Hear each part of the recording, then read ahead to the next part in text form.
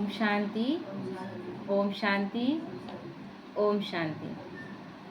आज बाबा कह रहे हैं मीठे बच्चे, बेहद के सुखों के लिए तुम्हें बेहद की नॉलेज मिलती है। तुम फिर से राजयोग की शिक्षा से राजाई ले रहे हो, है ना। बेहद के सुखों के लिए, हद का नहीं। हद का सुख दुख तो हम भोग ही रहे थे, लेकिन भगवान जब आते हैं तो बेहद का सुख बोलते हैं, है ना। बेहद के सुख में सब सुखी।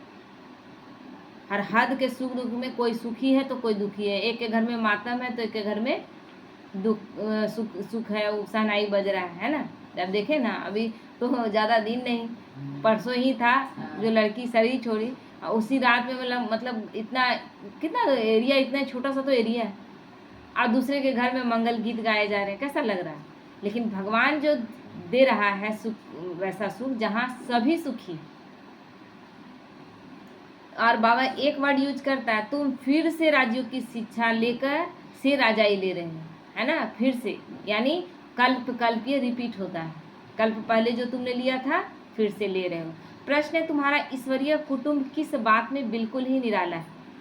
ये जो हमारा ईश्वरीय परिवार है वो बिल्कुल निराला किस बात से है। उत्तर है, इस ईश्वरीय कुटुंब में कोई 1 रोज का बच्चा है, कोई 8 रोज का, लेकिन सब पढ़ रहे हैं, है ना। कोई 1 मास का भी हो सकता है, कोई साल भर का भी हो सकता है, ऐसा है, लेकिन सब पढ़ रहे हैं। लौकिक में बच्चा जब 5 साल का होगा तब न कहेंगे कि हाँ वो पढ़ने लायक हुआ। लेकिन क्यों? क्योंकि वहाँ ऑर्गन्स छोटे हैं, यहाँ तो ऑर्गन्स बड़ा है। पहले बाप को पहचानने में जब पहचाने, जितना दिन के लिए पहचाने। आज हम लोग का हो गया 6 साल, आप लोग का 7-8 साल हो गया, आपका उससे भी ज़्यादा हो गया, है ना। लेकिन सब पढ़ रहे हैं क्योंकि ऑर्गन्स बड़ा है, भगवान का ज्ञान मिल रहा है तो सब समझ रहे हैं। तो बाप ही टीचर बनकर अपने बच्चों को पढ़ा रहे हैं। यह है निराली बात कि भगवान स्वयं पढ़ा रहे हैं। आत्मा पढ़ती है, आत्मा कहती है बाबा। बाबा फिर बच्चों को 84 जन्मों की कहानी सुनाते हैं। गीत है, दूर देश का रहने वाला आया देश पर आए, है ना। दूर देश परम धाम से वो आया है। कौन से पराये देश में? रावण का देश, जिसको उसने नहीं बनाया, इसलिए उसको पराया देश कहते हैं। ओम शांति। बृहस्पतिवार उसका नाम रख दिया है बृहस्पतिवार, है ना। वर्ल्ड एनवायरनमेंट डे आज है, विश्व पर्यावरण दिवस आज है। तो आज बाबा का भी दिन क्या है? बृहस्पति, है ना। ये जो वृक्ष है, जो प्रकृति में वृक्ष है, और बाबा से बड़ा वृक्ष कोई है? मतलब बीज बड़ा से उतना बड़ा वृक्ष तैयार करते हैं। सृष्टि कल्प वृक्ष का इतना बड़ा वृक्ष, जिसमें 800 करोड़ के करीब आत्माएं हैं, जिसका मेन बीज रूप वो है। तो इसीलिए वृक्षपति कहा गया है उनको। और ये आज का दिन, 1 सप्ताह में 1 दिन हम लोग बनाते हैं बृहस्पति, जिसको हम लोग कहते हैं, लेकिन है क्या? वृक्षपति, शिव बाबा की याद में। तो बृहस्पतिवार उसका नाम रख दिया है बृहस्पति। तो यह त्योहार आदि तो वर्ष वर्ष मनाते हैं। तुम हर हफ्ते बृहस्पति डे मनाते हो, बाबा को भोग लगाते हैं, है ना। बृहस्पति अथवा इस मनुष्य सृष्टि रूपी झाड़ का जो बीज रूप है, चैतन्य है, वही इस झाड़ के आदि मदन को जानते हैं। वृक्ष का जो मेन, क्योंकि वो चैतन्य है, वो जो वृक्ष है वो अपने बारे में न जानेगा, न उसके में फल कितना लग रहा है उसके बारे में जानेगा। लेकिन शिव बाबा का जो वृक्ष तैयार है, ये कल्प वृक्ष, उसका वो सब कुछ जानता है, क्योंकि वो चैतन्य है। और जो भी वृक्ष है वो सब जड़ होते हैं, और यहाँ परमात्मा जो मेन बीज है वो चैतन्य है। तो यह है चैतन्य, इनको कहा जाता है कल्प वृक्ष। इनकी आयु है 5000 वर्ष। कल्प वृक्ष क्यों कहते हैं? क्योंकि 5000 वर्ष के एक कल्प के लिए ये कल्प वृक्ष तैयार होता है ना। तो ये 5000 वर्ष का है। और यह वृक्ष 4 भाग में है। हर चीज 4 भाग में होती है। दिशाएं 4, ऋतुएं 4, हर एक चीज को देखिएगा। घड़ियाँ, जो घड़ी गिना जाता है वो भी 4 कहा जाता है। तो यह दुनिया भी 4 भाग में है, और सृष्टि का जो ये युग है ये भी 4 भागों में बटा हुआ है। तो यह दुनिया भी 4 भाग में है। अब इस पुरानी दुनिया का अंत है। दुनिया कितनी बड़ी है, यह ज्ञान कोई भी मनुष्य मात्र की बुद्धि में नहीं है। यह है नई दुनिया के लिए नई शिक्षा, और फिर नई दुनिया का राजा बनने के लिए अथवा आदि सनातन देवी देवता बनने के लिए यह शिक्षा भी बिल्कुल नई है। ऐसा शिक्षा फिर पहले कभी मिला था? भाषा तो हिंदी ही। बाबा ने समझाया है, जब दूसरी राजाई स्थापन होती है तो उनकी भाषा अलग होती है। हम लोग द्वापर में जब आएंगे तब भाषाओं का प्रॉब्लम आना शुरू हो जाएगा। सतयुग में क्या भाषा होगी? कौन सी भाषा होगी सतयुग में? स्वर्ग में एक ही भाषा, हिंदी, वो भी परफेक्ट हिंदी, क्लिष्ट हिंदी नहीं, जो कि समझ में ना आए ना, बहुत कठिन कठिन हिंदी भी यूज किया, वो नहीं, एकदम समझ में आए, जो सरल हो। सो बच्चे थोड़ा थोड़ा जानते हैं। आगे बच्चियां ध्यान में जाकर बतलाती थी, वहाँ कोई संस्कृत नहीं है ना, सतयुग त्रेता में संस्कृत नहीं है। संस्कृत तो बाद में, द्वापर के बाद संस्कृत भाषा शुरू हुआ है, और जितने वेद शास्त्र लिखे गए संस्कृत में, जो कि सबके समझ में आने की चीज़ नहीं है। तो फिर हमने क्या किया, जो वर्ण बटे तो उसमें ब्राह्मणों पर छोड़ दिया कि जो तुम जानो, और वो बताता है और वही पढ़ता है, वही पूजा करवाता है, हम केवल बैठते हैं। हम एक भावना लेकर बैठते हैं, पंडित पूजा करवाता है। तो संस्कृत तो यहाँ है ना, जो यहाँ है वो फिर वहाँ नहीं हो सकती। जो चीज़ अभी यहाँ है वो सतयुग में नहीं होगी। तो बच्चे जानते हैं यह है वृक्षपति, उनको फादर यानी रचता भी कहते हैं इस झाड़ का। तो यह है चैतन्य बीज रूप, वह सब होते हैं जड़। तो बच्चों को सृष्टि के आदि मदन को भी जानना चाहिए ना, अपने सृष्टि का, जिसमें हम जन्म मरण में आते हैं और हम अपने रोल को न जाने। कहते हैं ना कि एक छोटा सा नाटक भी कोई कर रहा है, उसमें रोल कर रहा है, तो उसको सब पता है कि कितना सीन तक मेरा रोल है, मेरा डायलॉग क्या है, मेरा वेतन हमको इसके बदले कितना मिलने वाला है, सब कुछ उसको पता है। लेकिन बाबा कहते हैं तुम नहीं जानते हो, कभी समझ में नहीं आया कि हम कौन सा रोल निभा रहे हैं, कि हमें पता ही नहीं, और अब तक हमने कौन सा रोल निभाया था। भगवान आते हैं तब। तो इस समय नॉलेज ना होने के कारण मनुष्यों को सुख नहीं है, ज्ञान नहीं तो सुख नहीं, अंधेरे कमरे में भटक रहे हैं, जो जैसा बोल रहा है वो कर रहे हैं। यह है बेहद की नॉलेज, जिसे बेहद का सुख होता है। जैसे ही हमें पता चला पहला डे सबका, जब हम जानते हैं कि हम शरीर नहीं आत्मा है, उस दिन कितना हल्का लगा, सबको हल्का लगा ना, और लगा कि इतना सब कुछ कितना सोच कर बैठे हुए थे वो कुछ नहीं है बस मैं एक आत्मा हूँ, एक छोटी सी बिंदी हूँ। तो हद की नॉलेज से कागविष्टा समान सुख मिलता है, हद के ज्ञान से कागविष्टा के समान सुख मिलता है, जो कि वो कैसा सुख, आज है तो कल नहीं। तुम जानते हो हम बेहद, हाँ हो गया। तो बाबा कहते हैं तुम जानते हो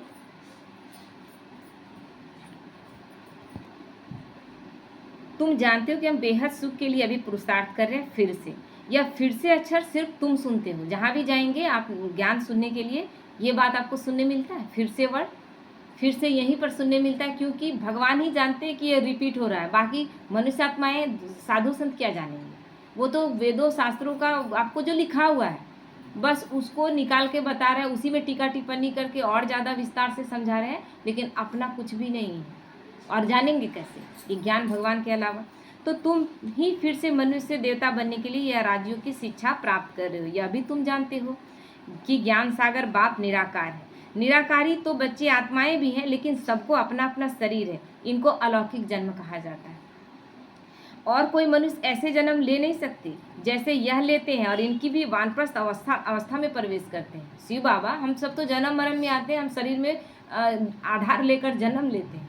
शिव बाबा वो जन्म नहीं लेते इसीलिए वर्ड यूज किया गया था सन्निवेश, है ना। सन्निवेश मतलब एक है और उस आत्मा में दूसरे का निवेश हो जाए। तो बच्चों आत्माओं को सम्मुख बैठकर, बाबा बच्चों मतलब आत्माओं को सम्मुख बैठ समझाते हैं, और कोई आत्माओं को बच्चे बच्चे कह ना सके। कहीं जाते हैं तो कोई बच्चा बच्चा कह के बुलाता है? कोई भी धर्म वाला हो, जानते हैं कि शिव बाबा हम आत्माओं का बाबा है, वह तो जरूर बच्चे बच्चे ही कहेंगे ना। बाकी कोई भी मनुष्य आत्मा को ईश्वर नहीं कह सकते, बाबा नहीं कह सकते। किसी को कह सकते हैं क्या? अब बाबा कह, साधुओं को भी बाबा हम लोग कह लेते हैं। अथॉरिटी, ऐसा लगता है कि उसमें कोई अथॉरिटी है जिसके लिए हम बड़े हक से उसको बाबा कहेंगे, या वो मन में भावना हो कि बाबा है। लेकिन शिव बाबा कहते ही अंदर में, कैसी भी स्थिति में आप हैं, लेकिन अंदर से एक स्नेह उमड़ता है कि नहीं। तो यूँ तो गांधी को भी बापू कहते थे, बापू गांधी को भी कहते थे, लेकिन क्या गांधी के प्रति वो श्रद्धा उत्पन्न होता है क्या? नहीं। म्यूनिसिपैलिटी के मेयर को भी फादर कह देते हैं, फादर चर्च में जो रहता है ना उसको भी फादर कह देते हैं, लेकिन फादर एक वर्ड है वहाँ, केवल वर्ड, उसमें कोई भावना नहीं है, परंतु वह फादर है सब देहधारी। तुम जानते हो हमारी आत्माओं का बाप हमको पढ़ाते हैं, क्योंकि आत्मा के कॉन्शस में है कि वो परमात्मा को जब याद करती है, आत्मिक स्वरूप में स्थित होकर, तो उससे कनेक्शन पहुंचता है। देहधारी मेरा पिता है, उसको देह स्वरूप में याद करते हैं तो आत्मा आत्मा का कनेक्शन हो रहा है, लेकिन याद किस रूप में कर रहे हैं? देह में। तो वो भी याद करेगा उधर से अपने बच्चे को देह के रूप में, है ना, क्योंकि देहधारियों का याद है। लेकिन परमात्मा से जब कनेक्शन जुड़ता है तब हम जानते हैं, क्योंकि उसके पास देह तो है नहीं, इसलिए देह के रूप में आप याद करते हैं, रोध होकर याद करते हैं ना, आप पूरा एकदम बॉडी कॉन्शियस में याद करते हैं, वो याद उन तक नहीं पहुंचता। जब आत्मिक स्वरूप में स्थित होकर याद करते हैं तब उसके पास पहुंचता है। तो बाप घड़ी घड़ी कहते हैं अपने को आत्मा समझो। वह बाप आकर पढ़ाते भी आत्माओं को है। यह है ईश्वरीय कुटुंब, है ना, ईश्वर द्वारा रचा गया ये जो परिवार हमारा है। बाप के इतने ढेर बच्चे हैं, तुम भी कहते हो बाबा हम आपके हैं, तुम बच्चे हो गए। कहते हैं बाबा हम 1 रोज का बच्चा हूँ, 8 रोज का बच्चा हूँ, 1 मास का बच्चा हूँ। पहले जरूर छोटा ही होगा, भर 2-4 दिन का बच्चा ही है, परंतु ऑर्गन्स तो यहाँ बड़े हैं ना। मान लीजिए आज हम 7 डेज का कोर्स 3-4 दिन पहले किए, तो 3-4 दिन का बच्चा है, लेकिन ऑर्गन्स बड़ा है, समझ पा रहे हैं ना। इसलिए सब बड़े बच्चों को पढ़ाई तो चाहिए। जो भी आते हैं सबको बाप पढ़ाते हैं, तुम भी पढ़ते हो। बाप के बच्चे बने फिर बाप समझाते हैं। तुमने 84 जन्म कैसे लिए हैं बाबा बताते हैं। बाप कहते हैं मैं भी बहुत जन्मों के अंत में इनमें प्रवेश करता हूँ और फिर पढ़ाता हूँ। ब्रह्मा का मतलब कृष्ण की ही आत्मा आखिरी जन्म में दादा लेखराज के रूप में है, तब उस तन का आधार लेकर उसको ब्रह्मा नाम रखते हैं और पढ़ाते हैं। तो बच्चे जानते हैं यहाँ बड़े से बड़े टीचर के पास आए, जिससे ही फिर यह टीचर्स निकले हैं जिनको पंडे कहते हैं। पंडे जो रास्ता दिखाने वाले, जो तीर्थों में हमारा रास्ता दिखाते हैं, लेकिन यह बेहद का पंडा है। तो वह भी सबको पढ़ाते रहते हैं, जो जो जानते जाएंगे पढ़ाते रहेंगे। पहले पहले तो समझाना ही यह है कि 2 बाप है ना, एक लौकिक और दूसरा पारलौकिक। बड़ा तो जरूर पारलौकिक बाप हो गया जिसको भगवान कहा जाता है, कि लौकिक में पिता से जितना डिमांड कर सकते हैं उसके ऊपर का चीज़ जो नहीं उसके मतलब औकात से बाहर की चीज़ें हैं जो वो नहीं कर सकता, तब जाकर हम मंदिर जाते हैं। तो तुम जानते हो अभी हमको पारलौकिक बाप मिला है और किसी को पता नहीं, धीरे धीरे लेकिन जानते जाएंगे। तुम बच्चे जानते हो कि हम आत्माओं को बाप पढ़ाते हैं। हम आत्माएं ही एक शरीर छोड़कर फिर दूसरा लेंगी, ऊंच से ऊंच देवता बनेंगी, ऊंच से ऊंच बनने के लिए आए हैं। कई बच्चे चलते चलते ऊंचे से ऊंची पढ़ाई को छोड़ देते हैं, किसी न किसी बात में संशय आ जाता है तो माया का तूफान सहन नहीं कर सकते। कल बाबा बोला था ना, कितने भी तूफान आए, कितना घाटा पड़े, लेकिन फिर भी बाबा की याद में रहना। तो तूफान वो सहन नहीं कर सकते, काम महाशत्रु से हार खा लेते हैं। इन्हीं कारणों से पढ़ाई छूट जाती है। काम महाशत्रु के कारण ही बच्चों को बहुत सहन करना पड़ता है। बाप कहते हैं कल्प कल्प तुम अबलाएं माताएं ही पुकारती हो ना। द्रौपदी के बाद एक द्रौपदी थी क्या? कहानी केवल एक रचा गया है जिसे सभी को कनेक्ट करके देखना है, इस दुनिया के साथ कनेक्ट करके देखना है। आप चावल बना रहे हैं एक पूरे पतीले में, तो आप क्या करेंगे? चावल पका कि नहीं पका, एक चावल उठाकर देखेंगे दबाकर, उसी से समझ में आ जाएगा कि पूरा पतीला का चावल पका है कि नहीं। सबको निकाल कर देखेंगे क्या? तो वो एक ही कहानी बताई गई है पूरे विश्व के आत्माओं को कनेक्ट करके कि ये अभी फिलहाल दुनिया ऐसी ही है। तो कोई एक द्रौपदी नहीं है जो चिल्ला रही है अपने बचाने के लिए अपने पवित्रता। सभी इसी तरह हो रहे, सभी तो नग्न हो रहे हैं ना। तो काम महाशत्रु के कारण बहुत सहन करना पड़ता है। बाप कहते हैं कल्प कल्प तुम अबलाएं माताएं ही पुकारती हो। कहते हैं बाबा हमको नग्न होने से बचाओ। बाप कहते हैं याद के सिवाय और कोई रास्ता नहीं, है ना। भगवान उस समय भी क्या कृष्ण को याद की, कहानी में क्या दिखाया, कृष्ण को जब एकदम बस याद की और सबको भूल कर कि बस तुम ही आओ, और तब वो बचाते हैं, तब वो साड़ी देते हैं और इस तरह ढकते हैं। तो याद से ही बल आता जाएगा, माया बलवान की ताकत कम होती जाएगी, है ना। क्योंकि हम जो विकर्म करके आए हैं ना, वो विकर्म मान लीजिए किसी के साथ वो कर्म करके आए, अब तो वो पति रूप में आया है, वो पवित्रता में रहने नहीं दे रहा है। अब हमको लग रहा है मेरे साथ ऐसा हो रहा है, भगवान को बुला रहे, जितनी उसकी याद में रहेंगे बाबा इंटरफेयर यहाँ नहीं करेगा। बाबा आपको बचाने के लिए क्या बोल रहा है कि एक बार में जो महाभारत में दिखा दिया गया, दुशासन ऐसा किया उसको काट दो, है ना, मार दो। लेकिन यहाँ वो बात नहीं है, सिखाया गया है यहाँ कि हमें बचाने के लिए बाबा कहते हैं कि तुम बहुत लोगों को इस तरह का तकलीफ देकर आए हो, तो उन तकलीफों के लिए जिसको देकर आए हो विकर्म विनाश करने के लिए तुम मेरी याद में रहो। जितना उसकी याद में रहेंगे उतना मेरे वो विकर्म जो करके आए थे कटते जाएंगे, और वो फिर भगवान मीडिएटर बनकर आता है और जो इतने बड़े बड़े कर्म भोग है उसको बहुत छोटे छोटे कर्म भोग में बदल देता है। तो फिर तुम छूट जाएंगे। ऐसे बहुत बंधन से छूट कर आते हैं, फिर अत्याचार होना बंद हो जाता है, फिर आकर शिव बाबा से ब्रह्मा द्वारा बातचीत करते हैं। यह भी आदत पड़नी चाहिए, बुद्धि में यह रहना चाहिए कि हम शिव बाबा के पास जाते हैं, वह इस ब्रह्मा तन में आते हैं, ये ध्यान में रहना चाहिए। हम शिव बाबा के आगे बैठे हैं, याद से ही विकर्म विनाश होंगे। अपने को आत्मा समझ बाप को याद करना है, यही शिक्षा मिलती है। बाप से मिलने आओ तो भी अपने को आत्मा समझो, आत्माभिमानी भव। यह ज्ञान भी तुमको अभी मिलता है, यही केवल यही मेहनत है। क्यों? क्योंकि 63 जन्म से देह समझते आए हैं और अचानक भगवान आते हैं और बोलते हैं तुम आत्मा हो और मानो अपने आप को आत्मा। इसी में मेहनत लगती है।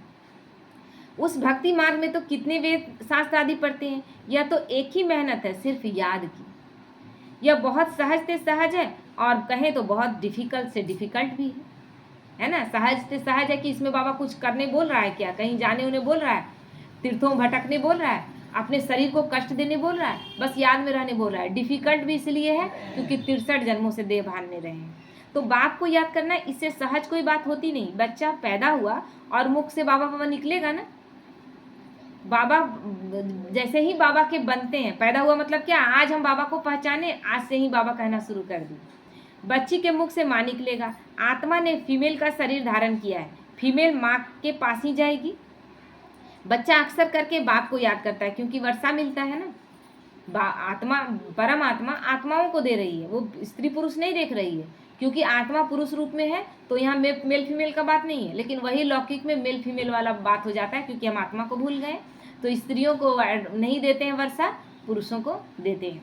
तो अभी तुम आत्माएं तो सब बच्चे हो, तुमको वर्षा मिलता है बाप से, आत्मा को बाप से वर्षा मिलता है याद करने से। देह अभिमानी होंगे तो वर्षा पाने में मुश्किलात होगी क्योंकि परमात्मा के पास देह नहीं है। बाप कहते हैं मैं बच्चों को ही पढ़ाता हूँ। बच्चे भी जानते हैं कि हम बच्चों को बाप पढ़ाते हैं, यह बातें बाप के सिवाय कोई बता नहीं सकता।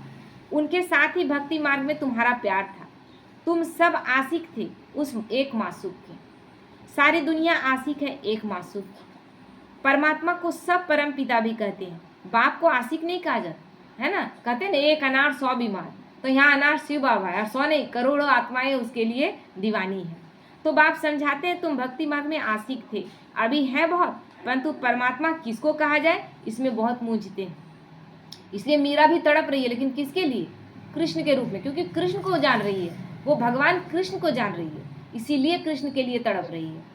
तो गणेश हनुमान आदि को परमात्मा कहकर एकदम सुत मुझा दिया है। अब सभी को परमात्मा कहने लगे, त्वमेव माता च पिता त्वमेव, सभी देवी देवताओं के पास जाकर गाने लगे। लेकिन गणेश और हनुमान है कौन? ओम शांति भाभी। ओम शांति। प्रणाम सर। तो गणेश हनुमान आदि को परमात्मा कहकर एकदम सुत मुझा दिया है ना। गणेश हनुमान है कौन? गणेश यानी विघ्न विनाशक। तो बाबा हम सबको विघ्नों से लड़कर विघ्न विनाशक बना रहे हैं ना। तो गणेश कौन? हम सब की कोई एक नहीं ना। हनुमान कौन? जो अपने अभिमान का भी त्याग करे, वो हनुमान। तो हम सब बच्चे हनुमान बन रहे हैं ना, अभिमान का त्याग कर रहे हैं। तो सिवाय एक के कोई ठीक कर न सके, कोई की ताकत नहीं। एक परमात्मा में वो ताकत है और किसी में वो ताकत नहीं। बाप ही आकर बच्चों को समझाते हैं, बच्चे फिर नंबरवार पुरुषार्थ अनुसार समझते हैं और समझने के लायक बनते हैं। सभी एक समान नहीं बनेंगे। मतलब स्कूल में भी बच्चा कोई फर्स्ट, कोई सेकंड, कोई थर्ड आ रहा है, तो यहाँ भी पढ़ाई ही है, सभी एक समान, तो फिर सब राजा बन जाएंगे। प्रजा कौन? दास दासी कौन? तो राजधानी स्थापन हो रही है, तो राजधानी में तो सब होंगे ना। हुबहू कल्प पहले मिसल तुम यहाँ पढ़ते हो, फिर प्रारब्ध नई दुनिया में पाएंगे, उनको अमर लोक कहा जाता है। वो अमर लोक जहाँ हम समझते थे कि कोई स्वर्ग लटक रहा है कहीं आसमान में, आज भी समझते हैं। कोई मरता है तो क्या कहते हैं? वो स्वर्गवासी हुआ। मर गया, स्वर्ग चला गया, स्वर्ग में सुखी सुख है, तो रो क्यों रहे हो भाई? क्योंकि स्वर्गवासी नहीं हुआ, वो तुरंत 13वें दिन में कोई और शरीर धारण करेगा, वो इसी मृत्यु लोक में फिरता है, इसलिए हम रोते हैं। तो तुम काल पर विजय पाते हो, वहाँ कभी अकाले मृत्यु होती नहीं। अमर लोक किस लिए कहा गया? वहाँ भी शरीर छोड़ते हैं, क्योंकि प्रकृति में ऐसा कोई चीज़ नहीं है कि एक समय के बाद वो खत्म ना हो, विनाश ना हो। तो शरीर तो छोड़ना ही है। आत्माओं का केवल नाश नहीं होता, लेकिन आत्माएं शरीर द्वारा कर्म करती हैं, फिर शरीर छोड़ती हैं एक समय में।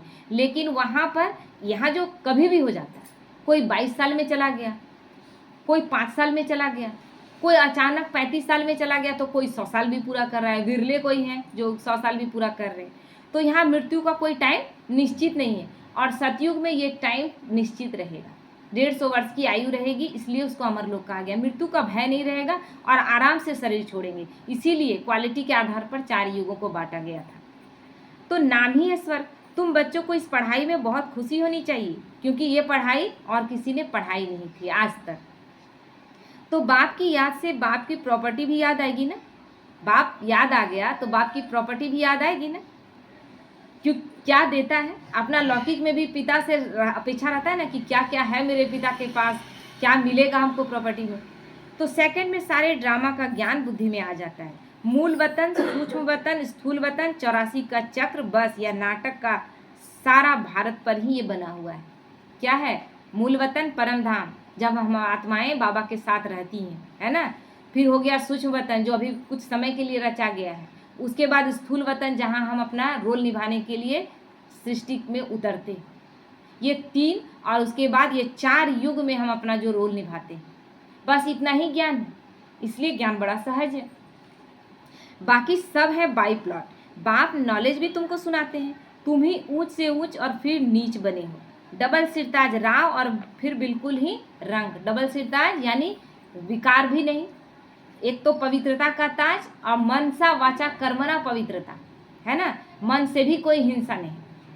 तो अब भारत रंग भिखारी, अब तो भिखारी, क्योंकि विकारों में चले गए तो भिखारी बन गए। यही देश था जिसको सोने की चिड़िया कहा जाता था। कभी था, अभी क्यों नहीं है, इसके बारे में कोई चर्चा करता है? क्या बोलेंगे? अंग्रेज लूट कर ले गए। क्यों आए अंग्रेज? कभी इस बारे में सोचे? आध्यात्मिक इसका रहस्य समझने का कोशिश किए?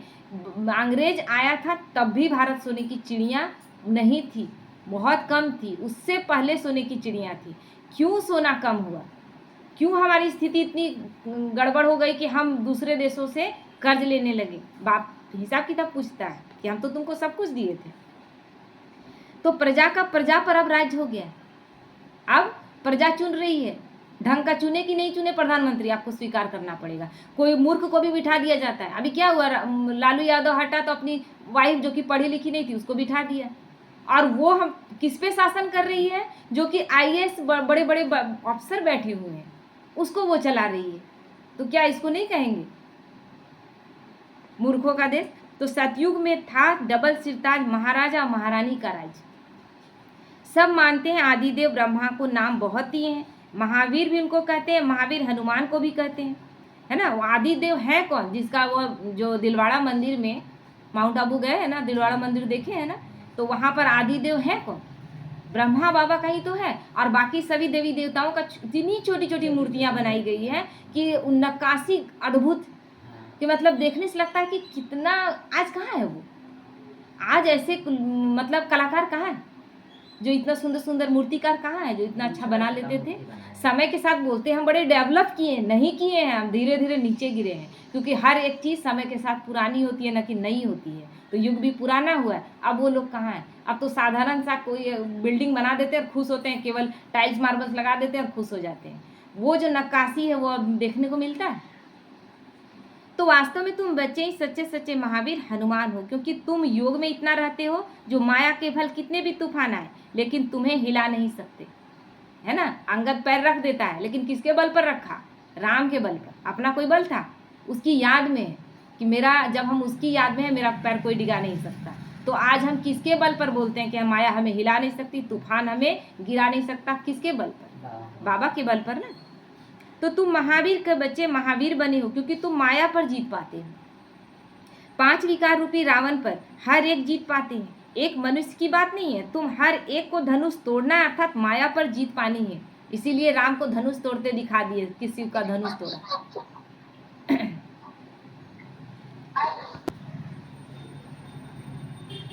तो इसमें लड़ाई आदि की तो कोई बात नहीं, लड़ाई आदि की कोई बात नहीं, ये तो प्रतीकात्मक था। अब देवी देवताओं को इतना शस्त्र दिखा दिया गया है। देवी देवता किसको मारेंगे? कहते हैं देवी देवता, और देवता किसी को मारते हैं क्या? शस्त्र दिखाने का मतलब है कि हम अपने अंदर के विकारों का वध कर रहे हैं, ना कि किसी आदमी का बुरा है उसको मार देंगे तो वो क्या अच्छा हो जाएगा? आत्मा केवल शरीर छोड़िए, शरीर द्वारा बुरा कर्म कर रही थी, फिर आत्मा तो वही है, वही संस्कार लेकर जाएगी।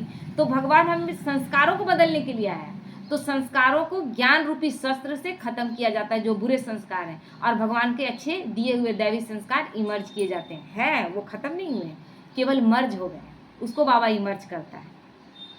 तो यूरोपवासी कैसे लड़ते हैं? भारत में कौरवों और यौवनों की लड़ाई है, गाया हुआ भी है, रक्त की नदियां बहती है, यहाँ आपस में ही लड़ मरे। यहाँ पर धर्म का जो हो गया है ना, बैलेंस गड़बड़ हो गया है। मुस्लिम कुछ है, उसके बाद ईसाई कुछ है, हिंदू थोड़ा सा ही ज़्यादा है, तो ये बैलेंस तो गड़बड़ हो गया है। तो आपस में एक दूसरे नहीं देख रहे हैं, थोड़ा सा दंगा होता है, कितने लोग मारे जाते हैं। तो ये उस समय और ज़्यादा होगा, क्योंकि अंतिम समय रहेगा ना। तो इसलिए बाबा कहते हैं रक्त की नदियां बहती है। क्या जब भारत पाकिस्तान अलग हुआ था तो नहीं, डायरेक्ट एक्शन के तहत कितने लोगों का नरसंहार हुआ था? तो वो तो थोड़े मात्रा में, बाबा कहता है सिर्फ ट्रेलर था, वो तो अति में होगा। दूध की नदियां भी लेकिन बहेंगी। ये रक्त की नदी बहने के बाद फिर जब स्वर्ग स्थापित होगा, दूध की नदी बहने का मतलब हर एक चीज भरपूर रहेगा। विष्णु को क्षीर सागर में दिखाते हैं, लक्ष्मी नारायण है पारसनाथ। शिव बाबा आते हैं, हम सबको पारसनाथ पारसनाथनी बनाते। क्या थे हम? पत्थर थे, लोहे समान थे, किसी काम का नहीं, वो भी जंग लगा लोहा, बाबा छूता है सोना बना देता है। तो उनका फिर नेपाल तरफ पशुपति नाम रख दिया है, पशुपति नाथ है ना, पशुपति नाथ नाम रख दिया है। और वहाँ जो लक्ष्मी नारायण है वो उनको पशुओं जैसी स्थिति हमारी हो गई थी। पशु को बांध के रखते हैं कि नहीं? हर एक पशु को देखिए बांध के रखते हैं, आप उसको बांध के ही रखेंगे तब रख सकते हैं। हम आत्माओं को कोई बंधन नहीं था सतयुग त्रेता में, अब हम कितने बंधनों में बंधे हैं? कितने बंधनों में? मतलब अपने हिसाब से हम कुछ भी नहीं कर सकते। रीति रिवाज का बंधन कहिए, चाहे घर परिवार के मर्यादा का जो अपने एक बनाया है, मनमत कहिए, जनमत कहिए या परमत कहिए, बंधे हुए हैं। लेकिन आत्मा को कोई बांध सकता है? कितना भी बांधे, आपको बोले कि तुम मेरे अनुसार चलो, पति बोले पत्नी को तुम मेरे अनुसार चलो, जो कह रहे हैं उसको तुमको करना पड़ेगा। लेकिन आत्मा अचानक शरीर, उस पत्नी शरीर छोड़ दे, पति रोक लेगा क्या? वहां कहाँ चला गया आपका शक्ति? तो आत्मा स्वतंत्र है, उसको बांध ही नहीं सकते हैं। लेकिन जबरदस्ती बांधे हुए पशु बने हुए हैं, तब परमात्मा आते हैं और इस स्थिति से छुड़ाते हैं, स्वतंत्र करते हैं, इसलिए उसको पशुपति नाथ बोला गया। तो है एक ही विष्णु के दो रूप, पारसनाथ पारसनाथिनी, चतुर्भुज रूप दिखाया गया है। तो विष्णु और लक्ष्मी का मतलब नारायण और लक्ष्मी का कंबाइंड स्वरूप, दो हाथ लक्ष्मी के और दो हाथ नारायण के। चार भुजा किसी का नहीं होता, और चार भुजा होने से सकते अपना खुद इमर्ज कीजिए ना, चार भुजा हो गया, ज़्यादा काम कर लेंगे क्या? ऐसा होता है क्या? तो हर चीज का एक आध्यात्मिक रहस्य था, लेकिन लकीर के फकीर बने हुए हैं, बस जो पढ़ रहे हैं उसी को लेकर चल रहे हैं। तो वह है पशुपति नाथ पति, पशुपति नाथ पति और पशुपति नाथ पत्नी। बाबा लक्ष्मी नारायण को तैयार करते हैं, तो उनको कहा गया है। उसमें विष्णु का चित्र बनाते हैं, लेक भी बनाते हैं। अब लेक में क्षीर कहाँ से आया? कहते क्षीर सागर में विष्णु बैठे हुए, लेटे हुए हैं, और वो भी क्या है? शेषनाग की सैया है, और कोई सैया नहीं मिली थी सांप पर सोए हुए हैं। उसके बाद लक्ष्मी पैर दबा रही है। उसका अर्थ क्या था?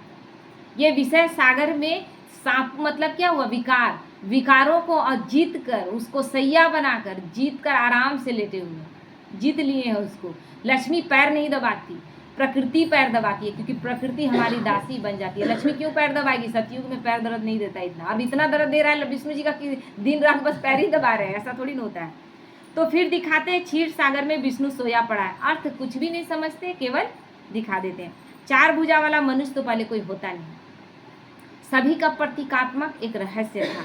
तो अभी तुम बच्चे सोशल वर्कर है ना, अभी सच्चा सोशल वर्कर तो हम ही हैं। वो सोशल वर्कर क्या करते हैं? कोई दुखी है, गरीब है, तो उसके लिए कोई अनाथ आश्रम, वृद्धाश्रम इस तरह का बनाते हैं और इस तरह से सेवा करते हैं। हम तो डायरेक्ट आत्मा की शक्ति भर देते हैं। बाबा के हम बच्चे आत्मा में इतनी शक्ति भर देते हैं कि हमें किसी का जरूरत ही नहीं कि कोई हमारी सेवा करे। बाबा बोला ना, एक माता और एक मतलब पति पत्नी दोनों ज्ञान में चल रहे थे। और पति बोलता था कि हमको किसी का सेवा का जरूरत नहीं है, बाबा मेरे साथ है ना। अब पत्नी बोलती थी नहीं, पत्नी बोलती थी कि हम, मेरा तो बाबा है, हमको सेवा का जरूरत नहीं है, बाबा हमको अच्छे से ले जाएगा। और उसका पति बोलता था कि बेटा बहू ढंग का है नहीं, सेवा करता नहीं, सेवा करेगा कि नहीं पता नहीं, सेवा करेगा कि नहीं। दिन रात आवाहन क्या कर रहे हैं, आप इस स्थिति में आएंगे कि आपको लोगों को सेवा करना पड़े, ये स्थिति आपकी आ जाएगी। आवाहन इस चीज का कर रहे थे। पत्नी आराम से चली गई, पति पड़ गया बिस्तर में। सेवा तो सबको ही मिल के किया, बेटा बहू बहुत सेवा किया, लेकिन वो कष्ट तो आपको सहना पड़ा, इसलिए ये हमें नहीं आवाहन करना है। तो तुम रूहानी बाप के बच्चे हो ना, बाप सब बातें समझाते हैं, इसमें कोई संशय नहीं आना चाहिए। संशय माना माया का तूफान, संशय आ गया यानी माया का तूफान है, और उसमें या तो गिरे, अगर बच गए तो बहुत बड़ी बात है। तो हम तुमको हमको बुलाते ही हो, तुम हमको बुलाते ही हो, हे पतित पावन आओ, आकर के हमको पावन बनाओ। बुला रहे थे ना, पतित पावन सीताराम, रघुपति राघव राजा राम, पतित पावन सीताराम। जब वो आया तो बोल रहे हैं कि उसके अनुसार तो नहीं चलने सकेंगे, वो महाकाल आया है, वो लेकर ही जाएगा, और वो जो नियम मर्यादा बोल रहा है उसमें चलना ही पड़ेगा। नहीं चलेंगे तो कर्म भोग आएगा, लेकिन आपको करना ही पड़ेगा, क्योंकि वो ले तो सबको जाएगा।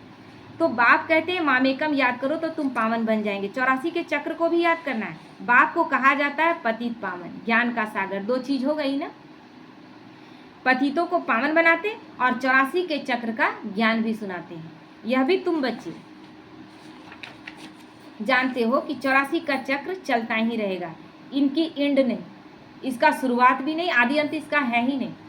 तो यह भी तुम नंबरवार पुरुषार्थ अनुसार जानते हो। बाप कितना मीठा है, उनको पतियों का पति भी कहते हैं, बाप भी है। अब बाप कहते हैं मेरे से तुम बच्चों को बड़ा भारी वर्षा मिलता है, परंतु ऐसे मुझ बाप को भी फारकती दे देते हैं, छोड़ देते हैं बाबा को। ज्ञान सुनकर समझकर कितने लोग चले गए।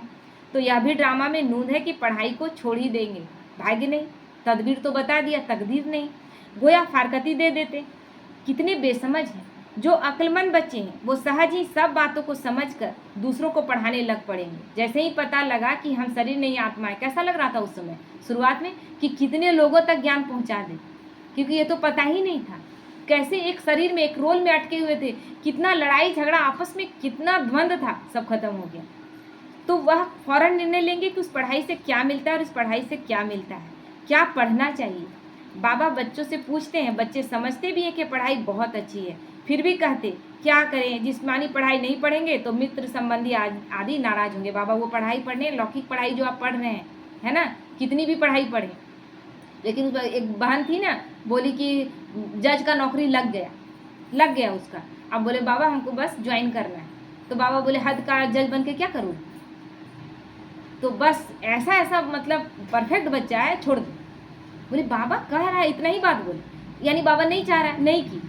उसके बाद एक समय ऐसा आया कि जब वो कोर्स करा रही है, नीचे बैठे हैं सुप्रीम कोर्ट के जज, सारे जज ही जज, और उसके बाद सुप्रीम कोर्ट का भी जज उसमें, और उसके आंख से आंसू बह रहा है कि बाबा का करिश्मा क्या है, जिसके लिए हम छोड़े हैं, आज हमको सबसे ऊपर स्टेज में हम बैठे। तो बात कहते हैं दिन प्रतिदिन टाइम बहुत थोड़ा होता जाता है, अब टाइम नहीं है, इतनी पढ़ाई तो पढ़ नहीं सकेंगे, बड़े जोर से तैयारियां हो रही हैं, हर प्रकार से तैयारी होती है ना, परमाणु बम सब देश बना चुके हैं, तैयारी नहीं हो रही है क्या। दिन प्रतिदिन एक दो में दुश्मनी बढ़ती जाती है। कहते भी हैं ऐसी ऐसी चीज़ें बनाइए जो फट से सबको खल्लास कर देंगे, सब खत्म। परमाणु बम पहले जो बना था, जो हिरोशिमा में और नागासाकी में किया गया था हमला, उसका बहुत कम था पावर, अभी जो है उसका तो कोई मुकाबला ही नहीं। तो तुम बच्चे जानते हो ड्रामा अनुसार अब लड़ाई लग नहीं सकती, राजाई स्थापन होनी है, तब तक हम भी तैयारी कर रहे हैं, यह भी तैयारी करते रहते हैं जब तक हम बच्चे तैयार नहीं हो जाएं, क्योंकि नई दुनिया स्थापन करने के लिए बाबा हम सबको तैयार नहीं कर लेगा तो पुरानी दुनिया का विनाश कैसे करेगा। तो तुम्हारा पिछाड़ी में बहुत प्रभाव निकलने का है, पर गाया भी जाता है अहो प्रभु तेरी लीला, यही इसी समय का गायन है। यह भी गाया हुआ है कि तुम्हारी गति मति सबसे न्यारी, सब आत्माओं का पाठ ही यहाँ न्यारा है, ऐसा कहीं मिला था क्या। सबका अपना अलग अलग पाठ है। अभी बाप तुमको श्रीमत दे रहे हैं कि माँ में कम याद करो तो विकर्म विनाश होंगे। कहाँ श्रीमत और कहाँ मनुष्यों की मत, अंतर है ना। मनुष्य कितना मत देते हैं, छठी करते थे पहले, बोले कुछ नहीं खाना चाहिए, खाली खीर जो उस समय बनेगा वो खाएंगे। अब वो खीर पूजन के दिन देखिए बहुत लोग रोटी खाने लगे, नहीं सक नहीं रहे, अब बहुत लोग केला खाने लगे, ये मन मत है। तो ये आप अपने अनुसार करें, भगवान तो आपको करने बोला नहीं था। आप अपनी अपनी नियम मर्यादा खुद बनाते हैं, खुद उस पर चलते हैं, प्राप्ति नहीं होता तो फिर उसी भगवान को गाली देते हैं, इतना पूजा व्रत किए, मेरा तो कुछ हुआ ही नहीं। अरे वो बोला है बेचारा, बोला है कि व्रत करो, अपने आप को तकलीफ दो। तो तुम जानते हो विश्व में शांति सिवाय परमपिता परमात्मा के और कोई कर न सके। 100% पवित्रता, सुख, शांति 5000 वर्ष पहले मुआफिक ड्रामानुसार स्थापन कर रहे हैं। कैसे? सो आकर समझो।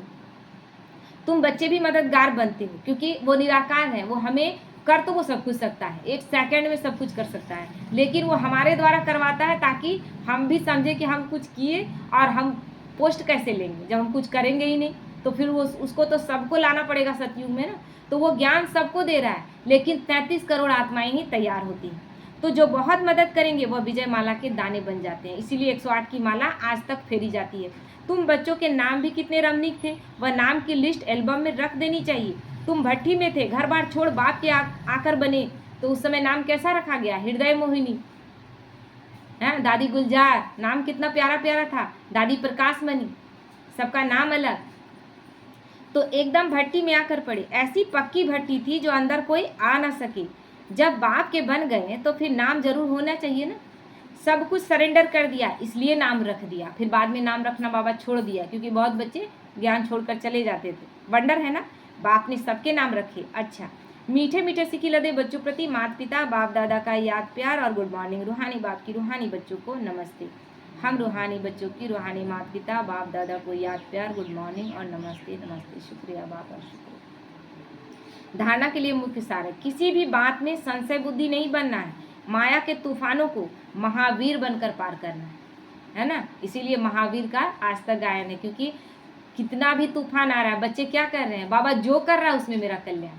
बड़ा से बड़ा तूफान आ रहा है, तो ऐसा योग में रहो जो माया का तूफान हिला ना सके। तो वो कहानियां पढ़ पढ़ के खुश होते हैं। अरे अंगद बनने का टाइम है, बनिए ना अभी। वो कहानियों को पढ़ पढ़ के, दूसरों की कहानी पढ़ के कितना खुश होंगे। अक्लमंद बनकर अपनी जीवन ईश्वरीय सेवा में लगानी है। सच्चा सच्चा रूहानी सोशल वर्कर बनना है। रूहानी पढ़ाई पढ़नी और पढ़ानी है। आत्माएं इतना दुखी हो ही नहीं। बाबा आत्मा में इतनी शक्ति भर रहा है। सतयुग त्रेता में वृद्धाश्रम नहीं होगा, अनाथ आश्रम नहीं होगा, कोई अनाथ नहीं होगा। तो इसीलिए हम रूहानी सोशल वर्कर, यानी हम आत्माओं में इतनी शक्ति भर देते हैं कि हमें किसी और से सेवा लेने की जरूरत नहीं पड़ती। वरदान है, अहम और वहम को समाप्त कर रहम दिल बनने वाले विश्व कल्याणकारी भव। कैसी भी अवगुण वाली, कड़े संस्कार वाली, कम बुद्धि वाली, सदा ग्लानि करने वाली आत्मा, बाबा सब चीज़ों का नाम ले रहा है ना। लेकिन जो रहम दिल विश्व कल्याणकारी बच्चे हैं वो सर्व आत्माओं के प्रति लवफुल के साथ लवफुल होंगे। नियम के साथ, कानून तो लाद देंगे किसी पर, लेकिन कड़े कानून से बच्चा टूट जाएगा। नियम के साथ क्या हो? प्यार भी हो। बच्चा मिट्टी खा रहा है, माँ छड़ी उठाती है और डांटती है, दिखाती है, बच्चा डरता है क्या? वो एक डर में भी उसका मन तो जानता है कि माँ मारेगी नहीं, लेकिन मिट्टी को छोड़ देता है और प्यार से लिपट जाता है। वो प्यार हमें सबके साथ रखना है। प्यार भी हो और एक नियम हो, जिस नियम को प्यार से बच्चे माने। तो कभी इस वहम में नहीं आएंगे कि यह तो अभी कभी बदल ही नहीं सकता। ये कभी नहीं सोचना है ये कोई बदल, हम सब बुरे थे, कैसे हम बदले? भगवान आया तो सबको बदलने के लिए आया ना, तो सब बदलेंगे। तो यह तो है ही ऐसे, ये नहीं सोचना है या यह कुछ नहीं कर सकते, मैं ही सब कुछ हूँ, ये तो अभिमान हो गया। यह कुछ नहीं है ना। अहम और वहम दोनों चीज़ नहीं होना चाहिए। अहम की कोई सुधर नहीं सकता, और वहम ये अहम की मेरे जैसा कोई है नहीं, और वहम की ये नहीं सुधर सकता, दोनों चीज़ नहीं होना चाहिए। इस प्रकार अहम और वहम छोड़ दो। कमजोरियों व बुराइयों को जानते हुए भी क्षमा करने वाले रहमदिल बच्चे ही विश्व कल्याण की सेवा में सफल होते हैं। कैसी भी आत्मा हो, आखिर चंबल का लुटेरा कैसे बाबा का बच्चा बना, जो इतना भयानक था। इसीलिए वो कहानियों में क्या दिखाते हैं? अंगुली मार बुद्ध के पास आता है तो सब कुछ छोड़ देता है, शस्त्र छोड़ देता है, क्योंकि जो सामने गया है ना उसके अंदर कोई गलत भावना है ही नहीं। हमारा खुद का वाइब्रेशन काम करता है। स्लोगन है, जहां ब्राह्मणों के तन मन धन का सहयोग है वहां सफलता साथ है। तन मन धन हर एक चीज का सहयोग, तब बाबा कहते हैं तब सफलता साथ है। अव्यक्त इशारा है, आत्माएं जब आपके आत्मिक स्वरूप का अनुभव करेंगी तब वे बाप की तरफ आकर्षित होकर अहो प्रभु के गीत गाएंगी और देह भान से सहज अर्पण हो जाएंगी। प्रकाशमणि दादी खाली हाथ पकड़ी बहन का और अशरीरी हो गई। बाबा के पास कोई जाता था, देह का भान भूल जाता था। उनकी अपनी स्थिति, इतनी बड़ी सेवा करती थी। हमें भी वैसा बनना है। अहो आपका भाई, ओहो मेरा भाई, ऐसा वो बोले। इस भाई की अनुभूति के कारण देह और देह के संबंध की स्मृति का त्याग कर देंगे। हमारी अपनी स्थिति से इतनी सेवा हो सकती है, तो हमें क्या करना है? आत्मिक स्वरूप में रहना है सदा। ओम शांति।